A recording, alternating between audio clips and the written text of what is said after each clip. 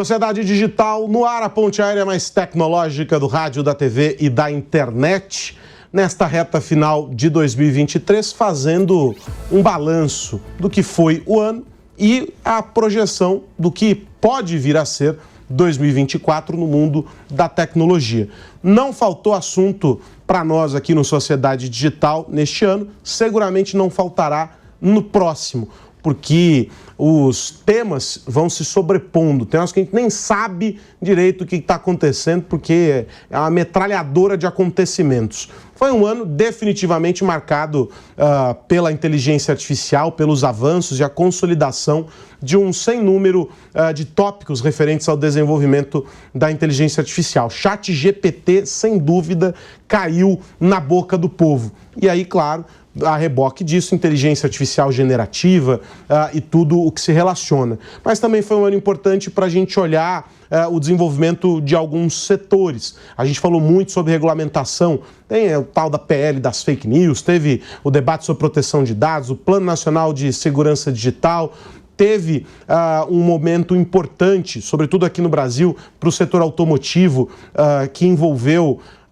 os veículos elétricos, uma agenda verde importantíssima na última COP e a perspectiva no próximo ano da realização da COP aqui, por isso ESG surge como um tema importante, os aplicativos cada vez mais presentes no nosso cotidiano, o Open Banking fazendo cada vez mais a transformação do setor financeiro, ou seja, muitas coisas em 2023. Nós dividimos a nossa história em duas partes, serão 2 programas, este e o da semana que vem, fazendo esse laicar, o que foi e o que virá. E óbvio que eu não posso fazer essa leitura e essa análise sozinho, porque o meu parceiro André Miceli é parte fundamental desta ponte aérea tecnológica aqui. Então, por isso, eu já dou as boas-vindas a você, velhinho. Tudo bem? Boas-vindas, Caluzaros, a quem nos assiste também.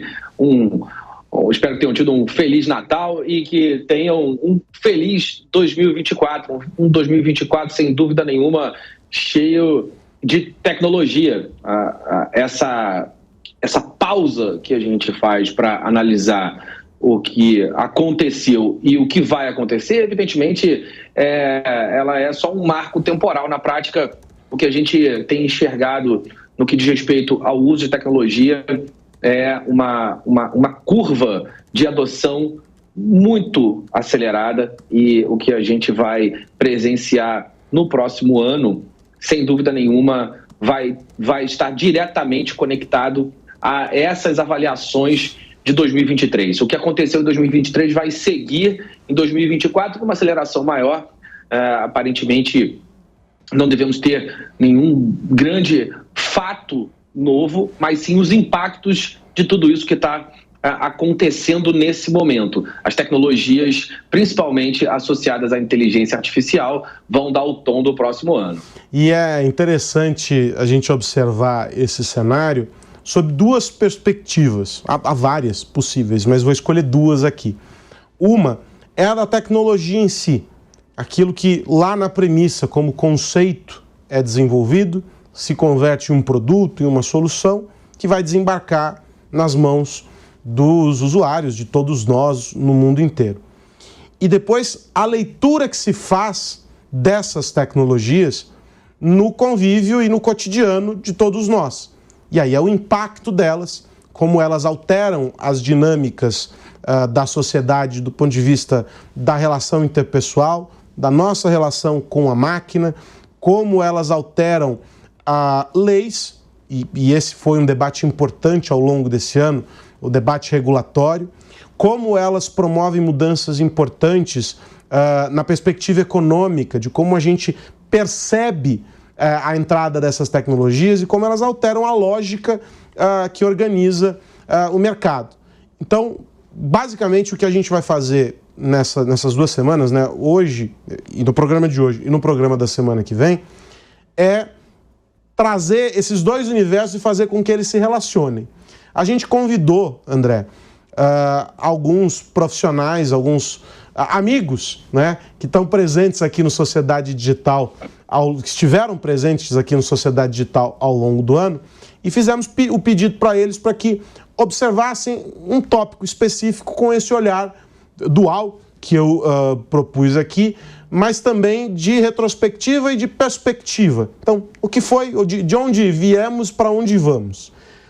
E passamos por alguns tópicos: inteligência artificial, os aplicativos, o tema ESG, e aí como o universo dessa relação socioambiental tem cada vez mais ganhado espaço na agenda do mercado de tecnologia, e como isso é importante, é uma mola propulsora para o desenvolvimento tecnológico, a proteção de dados e a cibersegurança, a relação dos indivíduos com as tecnologias, e aí um capítulo à parte para a inteligência artificial, porque ela merece um olhar mais aprofundado. Então, a inteligência artificial na relação com os usuários, com as plataformas, a inteligência artificial como uma vertente dela, a IA generativa, e eu dei o exemplo do ChatGPT, como isso se desenvolverá para o ano que vem, e aí a visão macro.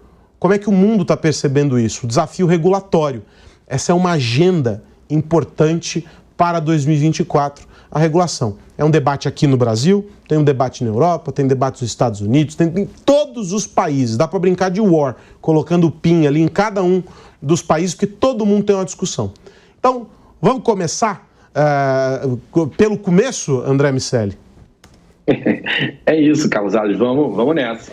Nosso primeiro tema é o desafio socioambiental e como a tecnologia se relaciona com essas três letrinhas, o ESG.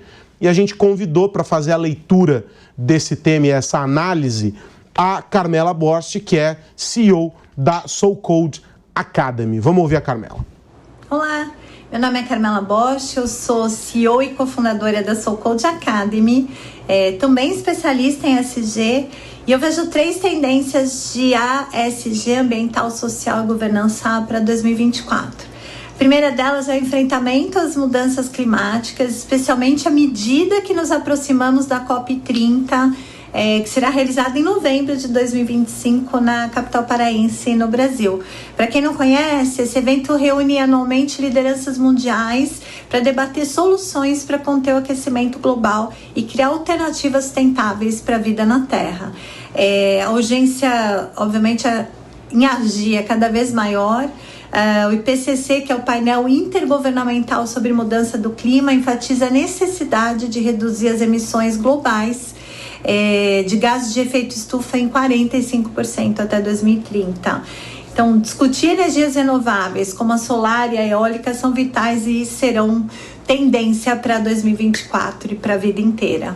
A segunda tendência que se firma para 2024 é a economia circular, que pode trazer um benefício econômico mundial de 5 trilhões de dólares até 2030. Então, a reutilização e reciclagem de produtos tem muito espaço para crescimento e continua com tudo em 2024.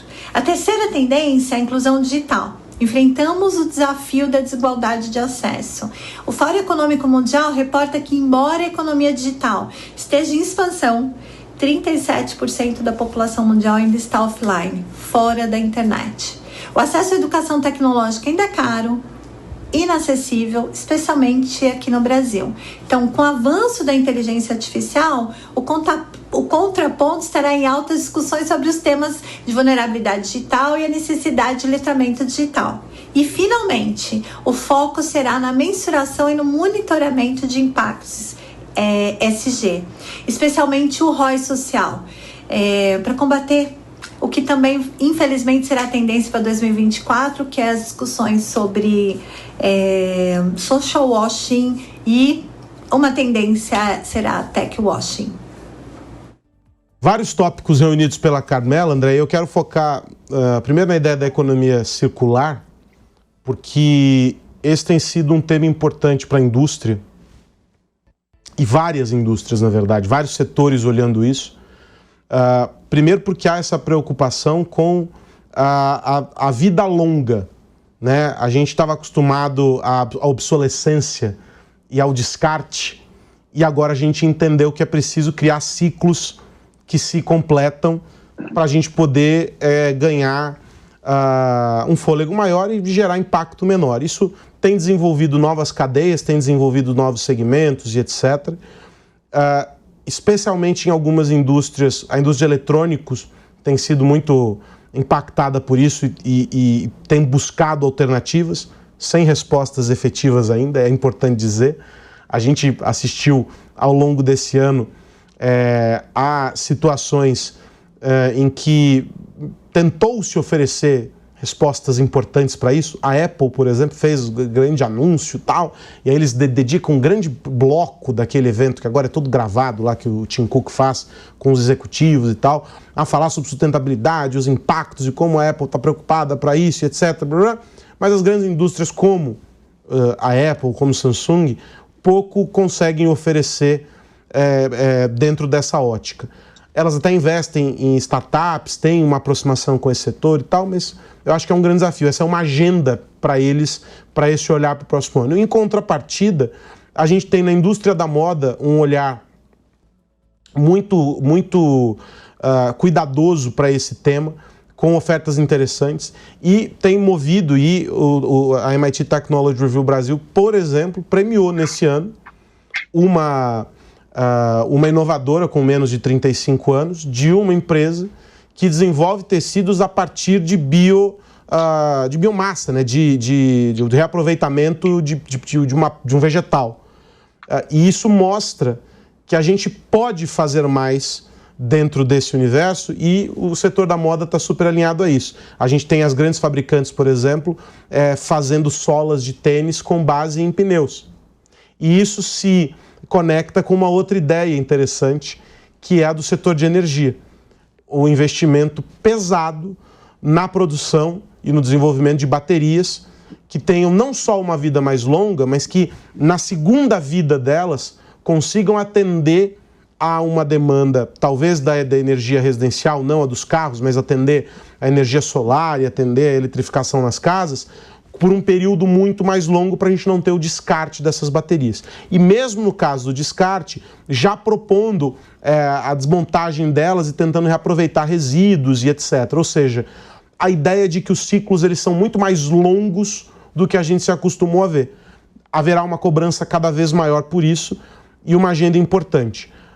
Aí a gente precisa olhar também o papel das nações nisso, com a criação de políticas e etc. O Brasil tenta ser protagonista disso, vai receber a COP no próximo ano, e a gente no Nordeste, no Pará, e a gente tem, no Norte, aliás, no Pará, e a gente tem como grande desafio dar respostas. Não sei se nós entregaremos essas respostas, mas esse é um desafio que o Brasil tem de colaborar com toda essa realidade cada vez mais sustentável, né, André? Pois é, a Carmela trouxe 3 tópicos, e desses 2 estão bastante correlacionados. A economia circular e o enfrentamento às mudanças climáticas, inevitavelmente se tocam em muitos aspectos. Acho que você fez um bom panorama sobre essa questão. Além da COP, ano que vem teremos no Brasil o maior evento do MIT no mundo, fora dos Estados Unidos, o Energy Summit, que vai ser correalizado com um MTech, a Conferência de Emerging Technologies da MIT Technology Review americana, que também só tratará do assunto energia e sustentabilidade de forma isolada no Brasil. Então, o Brasil tem tentado ser protagonista das discussões. O Brasil tem uma tradição de construção de matrizes energéticas diversificadas, que aparentemente é aquilo que o mundo vai precisar produzir em maior escala. A gente discute muito qual a melhor forma de gerar energia e cada vez mais a conclusão está que a concepção de uma matriz que esteja associada às características do país o que de fato faz uma diferença positiva. Não dá para adotar aquele modelo de uma única resposta cabe em todos os lugares. O Brasil caminha nesse sentido há muito tempo, com etanol, com, evidentemente, combustíveis fósseis, mais energia eólica, mas a gente tem sido um lugar bastante prolífico nos estudos e também nas oportunidades que nascem em função disso. Então, transição energética é um ponto fundamental. A gente vai precisar não só discutir e tratar de transformar o Brasil num protagonista da discussão em si, mas também dos modelos de solução. A gente tem discutido bastante as soluções voltadas para hidrogênio. Agora, uma possibilidade bastante interessante com as Personal Nuclear Power Plants, então grandes fábricas num primeiro momento e enfim, conjuntos, inclusive de geração para cidades que tenham fontes de geração de energia nuclear de forma pessoal, vamos dizer assim, aqueles modelos menores de geração e distribuição de energia nuclear. Isso traz um processo interessante. Recentemente eu moderei um painel no Web Summit de Lisboa, Aros, que tratava de energia solar. E o que o meu entrevistado me falou por lá é que as placas de energia solar duram, em média, 40 anos. E a gente ainda não teve tempo suficiente para rodar um ciclo inteiro com elas. Então, a humanidade ainda não sabe exatamente como vai ser esse processo de reaproveitamento dos painéis de energia solar. Mas é fato que eles vão precisar ser reaproveitados em alguma instância. O MIT tem estudado, através da MEI, da MIT Energy Initiative, um modelo de transformar as janelas, principalmente dos prédios comerciais, em fontes de captação de energia solar também. A ideia é incluir uma célula que faz a divisão do processo de energia UV que bate nesses vidros, nessas superfícies, para que essa divisão seja feita e o vidro das janelas seja capaz de captar e armazenar para depois distribuir energia. Então, a gente, sem dúvida nenhuma, vai continuar buscando esses processos. É uma baita oportunidade para startups, para novos negócios. Tradicionalmente, os engenheiros associados a esse modelo de hard tech não são empreendedores como os empreendedores de software se comportam. Isso faz com que seja mais difícil tirar um projeto da academia e levá-lo até o mercado, mas existe um ecossistema que, de alguma forma, está conectando todas essas pontas. As pesquisas acadêmicas, as demandas do mercado e a entrega dessas soluções para esse mercado. É bastante promissor o futuro para aqueles que querem empreender nessa área e bastante necessário, talvez por isso seja tão promissor para a humanidade, que respostas sejam dadas nesse sentido. Vamos trazer outro tópico aqui para essa nossa discussão, que é o da cibersegurança, da proteção de dados, com um fator importante aí para a gente observar, que é o constante aumento dos cyberataques. E aí a gente convidou o Rony Weishoff, que é especialista em proteção de dados e em cibersegurança, advogado, professor, para nos traçar esse panorama da agenda de cibersegurança para 2024. Vamos ouvir o Rony, então. Oi, Aros, tudo bem? Outro tema super relevante aí de 2023 e obviamente vai prosseguir em 2024, questões de segurança cibernética e riscos cibernéticos. Infelizmente, as ameaças cibernéticas, elas representam aí um risco contínuo e crescente para empresas, para investidores, para clientes e para nações, né? O tema vai muito além de proteção de dados pessoais e segredos de negócios corporativos, porque ataques cibernéticos, eles podem travar organizações, travar países. A gente vê cada vez mais guerra cibernética e os incidentes e o modelo de operação dos criminosos, eles são cada vez mais complexos, transnacionais, profissionais e com potencial lesivo, infelizmente, devastador. Por esses motivos todos, diversos países eles estão se movimentando em relação à Estratégia Nacional de Cibersegurança, como em dezembro de 2022 o Reino Unido também o Parlamento Europeu, publicando uma nova diretiva de cibersegurança para a União Europeia. Em março de 2023, os Estados Unidos publicou sua nova estratégia nacional de cibersegurança. E só em 2020 o Brasil apresentou sua estratégia nacional de cibersegurança, mas ali não havia uma alocação em relação às responsabilidades para as ações nela propostas, né? E agora, em 26 de dezembro de 2023, o presidente Lula estabeleceu um decreto, a Política Nacional de Cibersegurança e o Comitê Nacional de Cibersegurança. Vários pontos positivos aí. Primeiro, a posição do Brasil no enfrentamento ao tema, por meio desta política e também do comitê, e das futuras aí, apresentações da Estratégia Nacional de Cibersegurança e do Plano Nacional de Cibersegurança que está previsto nesse decreto. Fora isso, o foco da política em educação e capacitação dos profissionais e no desenvolvimento na sociedade brasileira da cultura de cibersegurança, o fomento às atividades de pesquisa e desenvolvimento tecnológico, o incremento de uma atuação coordenada e o intercâmbio de informações entre o setor privado e os órgãos públicos de inteligência cibernética, além da cooperação internacional em cibersegurança. Isso é super relevante. E é importante dizer também que, sobre a perspectiva empresarial, tem várias contribuições recentes, né? A importância da discussão de segurança cibernética nos conselhos de administração das empresas, porque essa é uma pauta organizacional, é uma pauta estratégica, cada vez mais inerente aos conselhos e não apenas uma pauta técnica.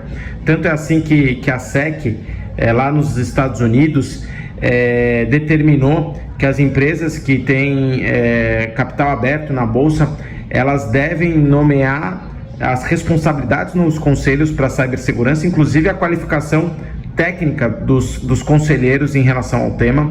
Outro ponto importante também é realizar simulações de incidentes cibernéticos. Só quem passa por um incidente cibernético sabe como é importante você saber reagir adequadamente dentro de um plano de resposta a incidentes cibernéticos, e para isso as simulações são essenciais.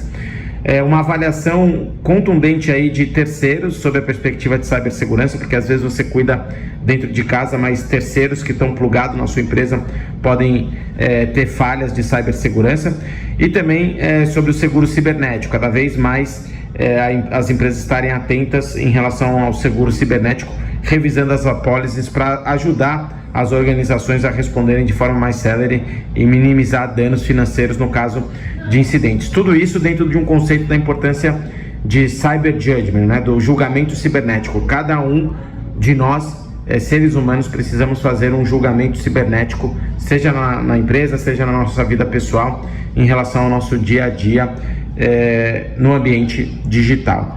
Então, no ano de 2024, a gente tem uma tendência forte do estabelecimento desse comitê de cibersegurança e dar efetividade a todos os comandos aí existentes na Política Nacional de Cibersegurança. Um grande abraço. Tá aí o Rony Weinzoff fazendo essa leitura sobre cibersegurança, sobre proteção de dados. Eu quero pegar carona no encerramento da fala dele, André, para dizer o seguinte: o presidente Lula sancionou o texto que institui o Plano Nacional de Cibersegurança, e é positivo, óbvio.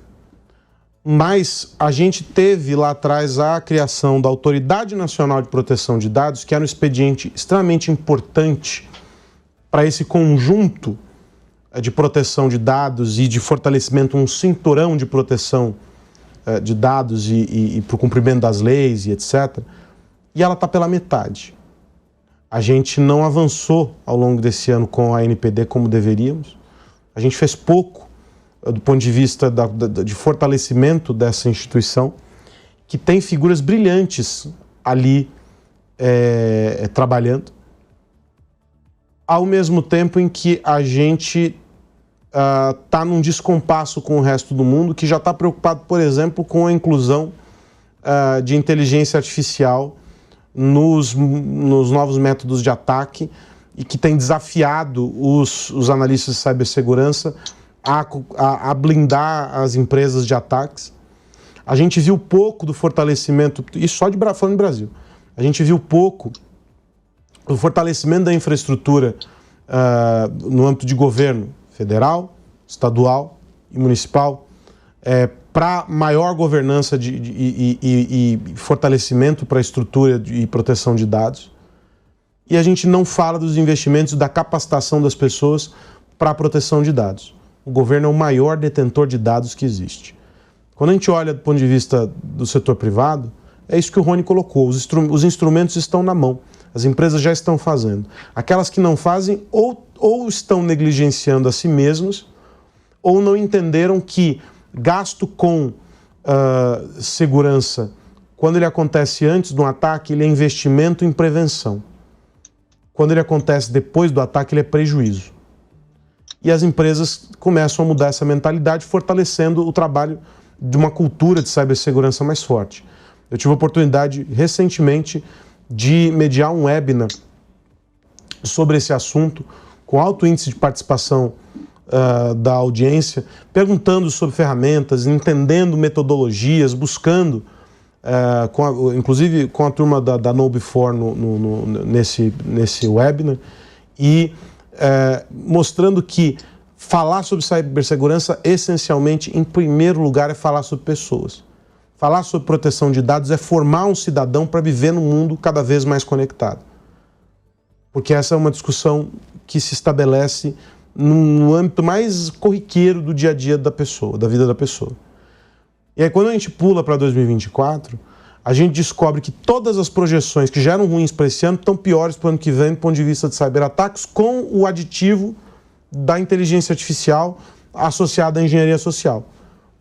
E a gente continua vendo uma discussão burocrática, sendo que a gente tem gente muito boa para agir, porque o que tinha que ser escrito já foi escrito, agora precisa fazer. Então 2024 tem que ser obrigatoriamente um ano de ação sob a ótica da cibersegurança e da proteção de dados aqui no Brasil. Porque tudo que podia ser pensado, ser escrito, desenhado como projeto, já foi. E com gente muito boa pensando. O meu amigo Fabrício da Mota Alves, que está lá em Brasília, que é debruçado sobre essas questões, vira e mexe, publica coisas sobre esse tema. Ele e o Rony, inclusive, são dois brasileiros que estiveram na Comissão Europeia estudando a GDPR para poder treinar a gente aqui no Brasil. Então, se tem gente capacitada para falar sobre esse assunto, é o Rony e o Fabrício. E os dois têm preocupações a esse respeito. O André Miceli, o Fagner já avisou que o nosso tempo acabou nesta semana. E isso me sinaliza que, para a semana que vem, nós estaremos falando única e exclusivamente das perspectivas para a inteligência artificial no ano que vem. Temos este combinado? Temos esse combinado, faz bastante sentido, elas merecem. Então até a semana que vem, velhinho. Até a semana que vem, meu amigo. Um abraço para todo mundo que nos ouve ver. Um abraço para você que nos acompanhou até aqui. Este Sociedade Digital é a parte 1 dessa nossa conversa sobre perspectivas para o ano que vem. Então eu já te convido para esse nosso encontro na semana que vem, para a gente falar sobre os impactos da tecnologia no nosso cotidiano, mirando o ano que começa. Um grande abraço para você, até a semana que vem. Tchau, tchau.